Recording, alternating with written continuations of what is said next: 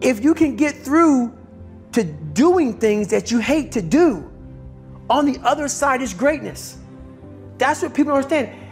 By me running, I am callous in my mind. I'm not training for a race. I'm training for life.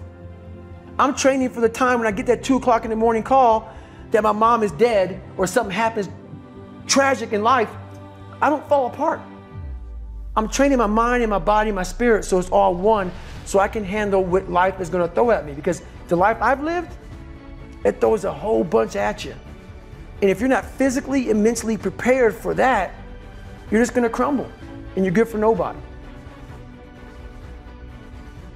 We are all great. No matter if you think you're dumb, no matter if you think you're fat, no matter if you are fat, no matter if you've been bullied, or no matter if you just got back from Iraq or Afghanistan and you have no legs or your arms or whatever, man, we all have greatness. It just, you gotta find the courage. You gotta find the courage to put your Bose headphones on and silence the noise out of this world and to find it. And to find it because it's out there, but it's gonna take hard work, courage, self-discipline. It's gonna take all the non-cognitive skills. All the non-cognitive skills to be great. You know, smart is good, all this stuff is good, that's all cognitive. It's the non-cognitive skills that set you apart from everybody else. And that's what it's all about. My biggest advice to give everybody in the world is, like I say, we live in an external world.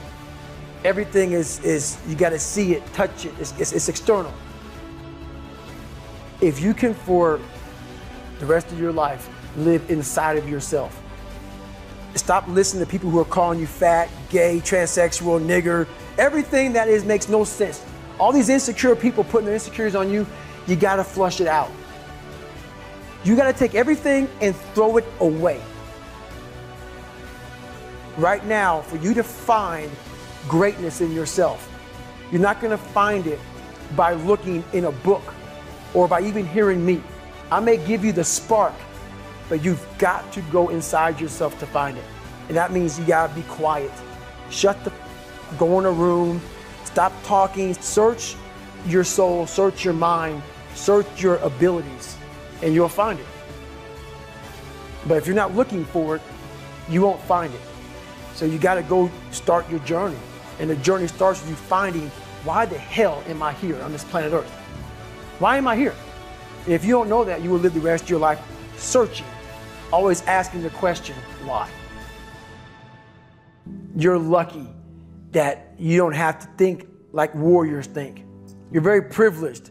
I chose this world to be a warrior, and I would choose it again if I came back to this world. But the mentality of a warrior is very different than normal mentality.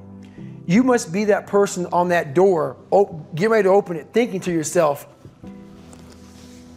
if I die, so be it. The only way you can go in that door is knowing there's a great chance you're gonna die. It's like being a SEAL, you train with live ammo. You jump out of an airplane, everything you do, you could die. So to be a warrior, why people don't understand me, I'm glad you don't understand me. Merry Christmas, good on you. Because being a warrior takes a whole different mindset. A whole different mindset to know that there's a great chance I may not be in the military. Like I was in for 21 years. I'm lucky. I'm very lucky that I'm alive, able to talk to you, able to still run. But when you sign up on that dotted line to be like a SEAL, your mentality changes. I may not live. You gotta accept that. And that's the mentality you have. And that's what makes you a warrior. If you're scared to die, you're a bad warrior. A lot of people, either you like me or you don't, even in the SEAL teams, but when you get to that door or you get on that mission or you get on that op, all that shit's out the door, man. You know, you do it honestly. I mean, people say all the time in these movies and shit, you really out there fighting for that guy beside you. And you can't be a coward. Because you know what, and this is how I look at everything I do now in life, and this sums it up. I hated jumping out of airplanes. I hated shooting guns. I hated the job as a Navy SEAL. But I did it because I wanted to change myself. Everything I do, I'm not really comfortable doing. But if you choose to go that route, to go be a Navy SEAL. Because if you're choosing to do something, you have two routes. You can go there and be a little weak person and get through barely, and that's your reputation. Or you can go through the hardest guy you can possibly be, and that's your reputation. If you're choosing to do something, attack it. Because they're gonna remember you as not attacking it. So I want to be remembered. You can hate me, but there's one thing you can't say about me. I didn't attack it. So that's the mentality to have. If you're gonna do something, you might as well attack it, because you can do it anyway. No matter what avenue I choose, I want to be the very best. And the very best may not be I'm number one. The very best is, did I leave everything inside of me out there? So attacking is not like, oh, I want to win this or win that or be the best. The best is I'm running against myself in everything I do. And that's what I attack. I attack myself. I'm always questioning myself. The accountability mirror is something that I kind of came up with in high school. Like I said, I started shaving my head when I was 16. And I got caught up in trying to impress so many people because no one liked me. So I developed so many different identities. Let me sag my pants. You know, let me pull my pants up. Let me talk this way or act this way or be this way or whatever the hell it may be. God, dog, there's so many different things I did to try to fit in with so many different groups that when you look in the mirror, that's the one person you can't lie to.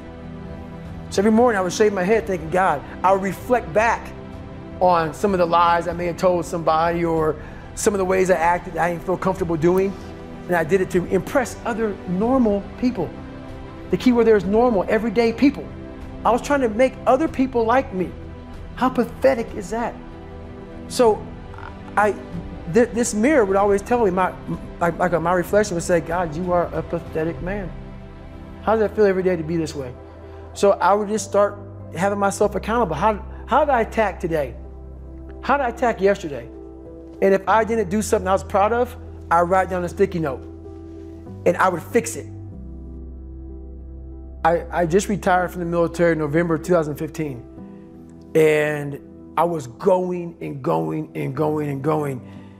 And I never really, I was a happy guy, but I'm never in the moment of like sitting back and I want to travel here to have fun or do this or do that. I've never been that person. But the first time I really got a chance to experience true happiness and true peace was so what I did to myself to become who I am today, it takes a great toll on your body. So I believe God gave me time to rest and he took me out of commission. Not even the mind of Goggins could get me back up. So I had about a good 6-7 months where I was out. And when I was out, I had time to reflect on all I had accomplished. And that was the first time in my life where I sat back and said, wow. Because only I may be telling you some of the story, I know the exact truth of how brutal my life was and how I shouldn't be on this show today and how the mind and how beautiful it is. So what brings me joy and happiness is knowing how beautiful the mind is. And I'm one of the few people that didn't read about it, didn't experience it through some drug. I got to experience the beauty of true willpower. I'm going to fail and I will succeed. Just me talking about that gives me a feeling I know what I did. And I don't need to travel somewhere or to have this or have that. I have it all here in my mind. The beauty is remembering this young, dumb, what people called nigger is now where I'm at today. And that is, when you finally get to that point for me, it's forever lasting peace. Greatness isn't running 200 miles at a time or doing 4,000 pull-ups or being a SEAL.